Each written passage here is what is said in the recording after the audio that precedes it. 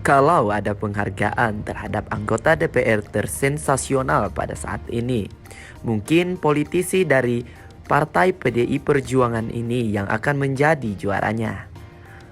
Belakangan ini, tingkah laku yang ditunjukkannya kepada media berhasil mendapatkan sorotan dari publik. Sayangnya atensi yang didapatkan bukan bernilai positif, namun menjadi bumerang yang merusak citranya sebagai wakil rakyat.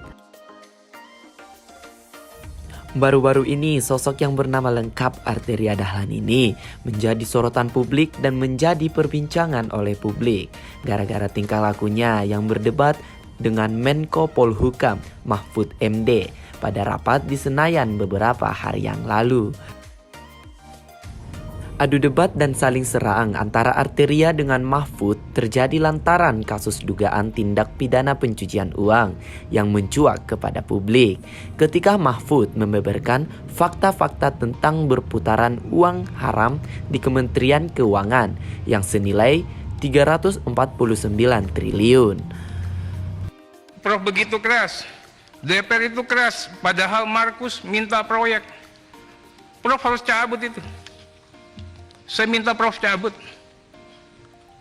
Banyak keluarga-keluarga kami, Prof. Saya ini dari awal nggak setuju jadi anggota DPR. Ngapain kamu? Hidup sudah begini, udah ini. Tapi dengar kayak begini, jangan-jangan orang nyangka anggota DPR kayak yang seperti Prof katakan. Saya minta nih Prof cabut. Atau nanti saya juga perkarakan ini. Itu loh. Tadi agak sulit. Prof sebagai Ketua Komite Koordinator Nasional Pencegahan TPPU, tapi begitu bicara sebagai Prof yang guru besar, Prof mengatakan apa yang tidak dilarang berarti boleh dilakukan. Kaget saya. Saya ini bukan guru besar, Prof. Arteria berpendapat Mahfud seharusnya tidak membeberkan kasus ini kepada publik dan menguak informasi-informasi rahasia. Terlebih lagi, menurut Arteria Dahlan, bahwa informasi tersebut berasal dari Badan Intelijen Negara. Bahkan ya, Arteria Dahlan mengancam ingin menyeret Mahfud ke meja hijau lantaran statement yang menyebutkan rata-rata anggota DPR itu Markus alias makelar kasus. Namun gertakan tersebut tidak membuat Mahfud gentar, melainkan malah membuat netizen membuli Arteria Dahlan. Saya harus jawab dulu satu persatu. 3 orang nih Pak Arteria. Wah, katanya, ini bisa diancam dengan ancaman hukuman pidana 4 tahun. Karena itu lalu terpancing si Boyamin itu ngelaporin betul. Meskipun dia guyon sebenarnya. Biar yang dipanggil itu menjelaskan, katanya biar Pak Arteria oleh Demarte dipanggil oleh polisi. Karena ada laporan, lalu apa salahnya? Itu kata si Pak Boyamin. Begini, saudara, apa dasarnya melapor ke ketua? Loh, saya ketua, jadi dia boleh lapor, boleh saya minta. Loh, kamu kan ke Pak Harto, ke Pak Presiden, kenapa lapor ketua? Ya memang kenapa saya ketua diangkat oleh Presiden, ada SK-nya. Terus untuk apa ada ketua, ada komite? Kalau tidak lapor, kalau saya tidak boleh tahu, itu satu, ya. Itu bisa dihukum 10 tahun. Beranikah saudara Arteria bilang begitu kepada Kepala BIN Pak Budi Gunawan? Pak Budi Gunawan tuh anak buah langsung presiden. Anak buah langsung presiden dia. Bertanggungjawab presiden, bukan anak buahnya Menko Polhukam. Tapi setiap minggu laporan kayak ini resmi, info intelijen kepada Menko Polhukam. Waduh, benar-benarnya Bapak Dewan Perwakilan Rakyat yang satu ini.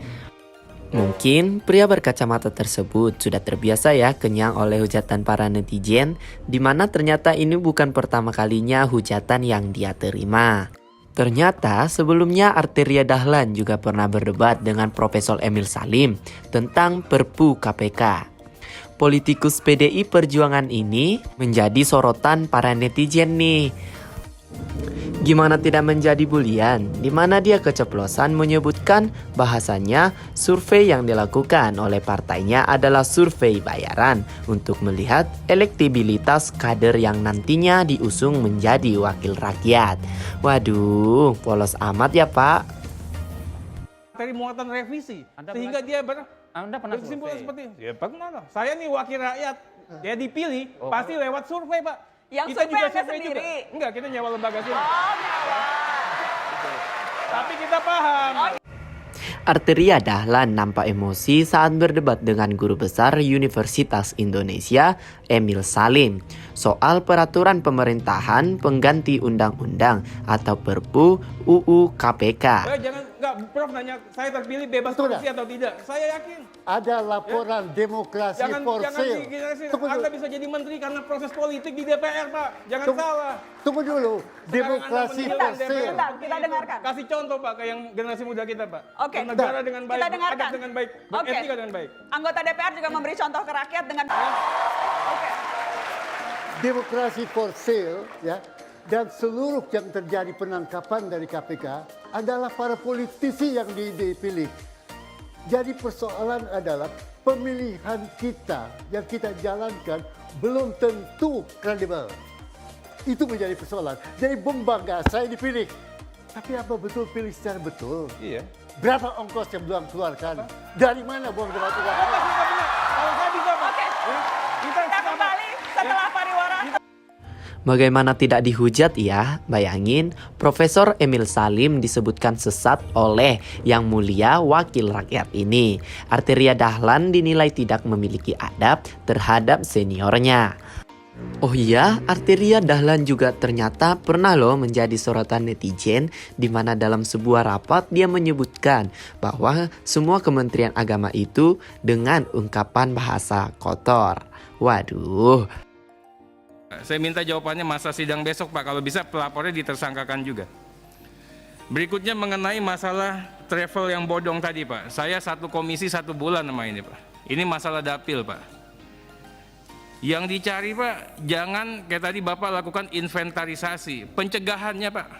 Ini Kementerian Agama Pak semuanya Pak. Waduh, sangat tidak patut dicontoh ya penonton, katanya wakil rakyat, namun menunjukkan sifat yang tidak memiliki adab. Itu mengurangi citranya sebagai wakil rakyat. Oh iya guys, anggota dewan yang sangat tersoroti ini merupakan alumni dari Universitas Indonesia loh, dengan titel sarjana hukum dan sempat bergabung dengan firma hukum di ibu kota. Di mana pria asli Minang ini membuat terobosan baru dalam hidupnya, yaitu mendirikan firma hukum sendiri pada tahun 2009 lalu. Dalam karirnya inilah namanya mulai terkenal dalam lingkup politik, khususnya ya Partai PDI Perjuangan. Namanya masuk dalam tim advokat calon kepala daerah.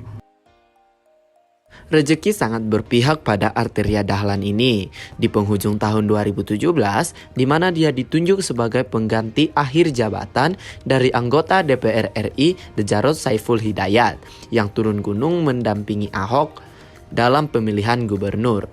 Di keberuntungannya yang kedua, Arteria resmi menjadi anggota dewan yang ditempatkan pada Komisi 3 DPR RI. Itulah tadi seputaran tentang Bapak Dewan Perwakilan Rakyat Arteria Dahlan.